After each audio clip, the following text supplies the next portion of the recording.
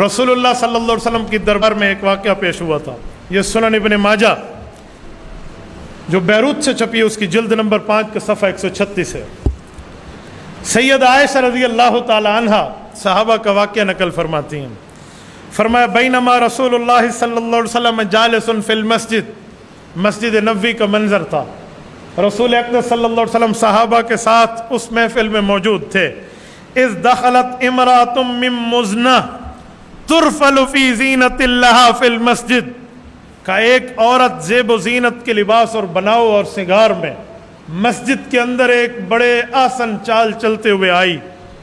تو رسول اللہ صلی اللہ علیہ وسلم نے چہرہ ہٹا کر فرمایا یا ایھا الناس انہوا نساءکم عن لبس الزینہ، اے لوگو اپنی خواتین کو اس بات کا آپ نے حکم کیوں نہیں کیا کہ تمہیں منع ہے اس طرح کی زینت گلیوں میں آ کر کرنا؟ یہ زینت تو اپنے خاوند کے لیے گھر میں ہے، باہر تو نہیں ہے. آپ نے منع کرنا تھا. فإن بنی اسرائیل، کیوں؟ جو پچھلی امتیں تھیں بنی اسرائیل، لم يعلنوا حتى لبس نسائهم الزینہ، اللہ نے بنی اسرائیل پر لعنت اور عذاب تب نازل کیے تھے جب انہوں نے اپنی خواتین کو اس برائی کے کاموں پر منع کرنے پہ نہیں روکا تھا. یہ رسول اکرم صلی اللہ علیہ وسلم اس اعلیٰ ترین طبقہ صحابہ کی جماعت کو احکام دے رہے ہیں جن کے لیے قرآن کہتا ہے رضی اللہ عنہم ورضوا عنہ. اتنا پاکیزہ طبقہ ہے جن کے لیے قرآن کہتا ہے اولئک هم المفلحون، کامیاب یہ ہیں. اولئک هم الصادقون، سچے یہ ہیں. اولئک هم الصدیقون، سچائی انہی میں ہے. اور قرآن کریم ان کے لیے کہتے ہیں اولئک هم الراشدون، حق میں یہ ہیں. اولئک هم خیر البریہ، یہ دنیا کی بہترین مخلوق ہے. اولئک کتب فی قلوبہم الایمان، ان کے دلوں میں اللہ نے ایمان لکھ دیا ہے. اولئک علی ھدی من ربہم واولئک ھم المفلحون، یہ اللہ کی طرف سے کامیاب ہے اور اللہ نے ان کے لیے فلاح لکھ دی ہے. اس طبقے کو سمجھایا جا رہا ہے. آج کا ماحول تو اس سے 1400 سال کے بعد کا ہے. میں کہتا ہوں میرا پیار کا تعلق بڑا پاکیزہ ہے. میں نے اپنے تعلق کو ویریفائڈ خود کرنا ہے، اس کو ڈیفائن بھی میں خود کر رہا ہوں. مجرم بھی میں ہوں، جج بھی میں ہوں، وکیل بھی میں ہوں. با کم پورا تھے گیا. گربا میرو سگ وزیرو موش رادی واں کند این چنی ارکان دولت ملک راں ویرا کند. تو پھر سب کچھ میں ہو گیا تو پھر فیصلہ کس نے لینا ہے، ڈیسیجن کس نے لینا ہے؟ تو یہ ہم غلط کاری بھی کرتے ہیں اور اس غلط کاری کی دلیلیں بھی دینا شروع کر دیتے ہیں. یہ رسول اللہ صلی اللہ علیہ وسلم کے زمانے میں. ایک روایت مزید سنیے، یہ جامع ترمذی جلد نمبر 2 کی روایت ہے. سیدہ میمونہ بنت حارث رضی اللہ تعالی عنہ ارشاد فرماتی ہیں کہ ایک بار میرے پاک پیغمبر صلی اللہ علیہ وسلم نے فرمایا اور ہم عورتوں تک اللہ کے رسول کا یہ فرمان آیا. فرمایا مثل الرافلۃ فی الزینۃ غیر اہلھا کمثل ظلمۃ یوم القیامہ لا نور لہا. فرمایا جو ناز نخرے سے غیر محرموں کے سامنے چلنے والی عورت ہے یہ قیامت کے دن اندھیرے میں ہوگی، روشنی اس کے قریب نہیں ٹپکے گی. یہ ڈرایا جا رہا ہے، سمجھایا جا رہا ہے، بتایا جا رہا ہے، سنایا جا رہا ہے، ہمارے دلوں میں بٹھایا جا رہا ہے. اور یہ 1400 سال سے پہلے فرمایا جا رہا ہے. آج کا زمانہ اور آج کا ماحول اور آج کا معاشرہ تو رسول اللہ سے کتنا دور ہو گیا ہے. کیا کسی سے دور ہونے میں بھی کوئی فرق نہیں ہوتا زمانے کا؟ اور ہاں کوئی ضرورت ہے، کوئی وجہ ہے. آپ کہیں گئے ہیں وہاں مرد ڈاکٹر نہیں ہے، آپ خاتون ڈاکٹر ہے، تو آپ چہرے پر ایک نظر ڈال کر بات کر کے اپنی آنکھ نیچے بھی تو کر سکتے ہیں. آپ کسی آفس میں گئے ہیں وہاں خاتون ہی بیٹھی ہوئی ہے، انہوں نے بٹھایا، جس نے بٹھایا اس کا گناہ اس کے ذمہ، لیکن جو آپ نے بات کرنی ہے تو آپ نے پھر طریقے کے مطابق بات کرنے کا نکلنا بھی تو ہے نا. آپ کسی دکان میں بیٹھے اور خاتون آپ سے کوئی سامان لینے آتی ہے تو آپ نے حدود اور قیود کے مطابق آپ نے اسی طرح ہی بات کرنی ہے.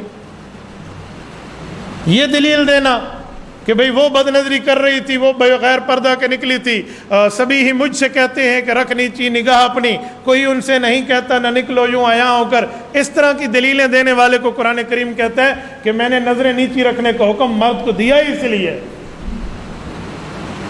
صرف عورت کے لیے تو نہیں ہے، مرد کے لیے بھی تو ہے. ایک واقعہ میں آپ کی خدمت میں مزید لاتا ہوں. آؤ ذرا یہ حدیث پاک سننا اور سینے پر ہاتھ رکھ کے دل کو قابو کر کے سننا کہ ہماری ماؤں کے متعلق ارشاد فرمایا جا رہا ہے. جامع ترمذی سنن نبی داؤد دونوں میں روایت موجود ہے. سیدہ ام سلمہ رضی اللہ عنہا راویہ ہیں، ام المؤمنین ہیں، اور حضرت سیدہ عائشہ کے بعد خواتین اسلام میں حضور پاک علیہ الصلوۃ والسلام کی مدنی زندگی کی بیویوں میں سب سے بڑی عالمہ حضرت عائشہ کے بعد یہی ام سلمہ ہے۔ حضرت ام سلمہ کا علم میں، تقوی میں، طہارت میں، للہیت میں اور اللہ کے رسول اور اللہ کی محبت میں نمبر حضرت عائشہ کے بعد شمار ہوتا تھا۔ ان کے دروازے پر صحابہ کرام کی خواتین مسائل پوچھنے اگر حضرت ام عائشہ سے ٹائم نہ ہوتا یا وہاں نہ جاتی تو یہاں اس دروازے پہ آتے۔ اور یہ وہ خاتون خانہ حضرت ام سلمہ ہیں جو رسول اللہ کی بیویوں میں سب سے آخر اس دنیا سے گئی ہیں، سب سے آخر۔ سیدنا حسین ابن علی رضی اللہ عنہما کی شہادت کے بعد گئی ہیں۔ حضرت حسین کی شہادت کی پیشن گوئی انہوں نے دی تھی۔ یہ حضرت ام سلمہ ہے۔ فرماتی ہیں میرا اپنا واقعہ ہے، میرا اپنا مشاہدہ ہے۔ کہا میں اور حضرت میمونہ رسول اللہ صلی اللہ علیہ وآلہ وسلم کی بیوی حضرت ابن عباس کی خالہ سیدہ میمونہ، جن کا مکہ مکرمہ میں وادی الصرف کے اندر قبر مبارک موجود ہے جدہ روڈ پہ، ہم دونوں بیٹھی ہوئی تھی رسول اللہ کے پاس حضور کے گھر میں۔ ہماری گھر کے معاملات پر ڈسکشن چل رہی تھی۔ اتنے میں ایک شخص آئے جن کا نام عبداللہ بن ام مکتوم ہے رضی اللہ تعالیٰ عنہ، یہ صحابی ہیں۔ عبداللہ بن ام مکتوم آنکھوں سے نابینا تھے، اور یہ وہ ہیں جن کے لیے سورۃ عبس وتولی اتری ہے۔ قرآن نے ان کو نابینا کا لقب دے کر کہا ان جاءہ الاعمی۔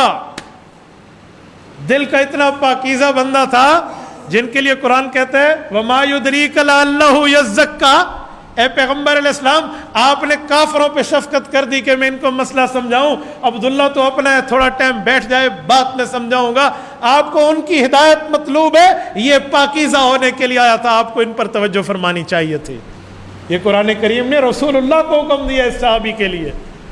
آپ علیہ السلام فوراً ان کی طرف متوجہ ہوئے اور فرمایا تو وہ بندہ ہے جس کے لیے اللہ نے مجھے حکم فرمایا میں آپ پہ توجہ کر کے آپ کی بات جواب دوں۔ حضور تو محبت میں ان کو سمجھانے بیٹھے تھے کہ یار وہ کافر کبھی کبھی آتے ہیں، یہ تو اپنا ہے، یہ تو ہر وقت ہوتا ہے، چلو بات میں سمجھا لوں گا۔ لیکن اللہ کی رحمت کو یہ بھی برداشت نہ ہوا کہ وہ تو ہیں ہی بے ایمان، ان نے ایمان لانا یا نہیں لانا وہ میرے اوپر ہے، لیکن جو لا چکا ہے توجہ اس پر ہونی چاہیے۔ وما یدریک لعلہ یزکا۔